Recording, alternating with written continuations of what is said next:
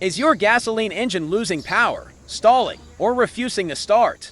A failing fuel pump is often the silent culprit. In this video, we break down how a fuel pump works and how to diagnose the issue. The fuel pump is responsible for delivering gas from the tank to the engine at the correct pressure. When it fails, your engine won't get the food it needs to run properly.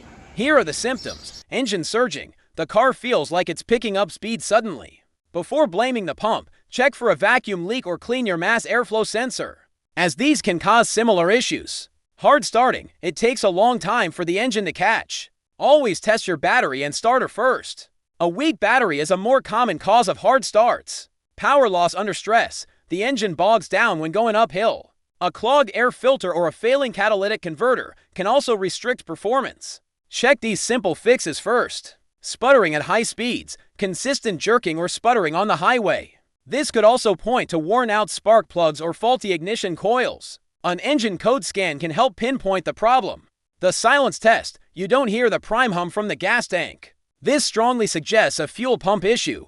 But always check the fuel pump fuse and relay in your fuse box first. It's a quick and easy check.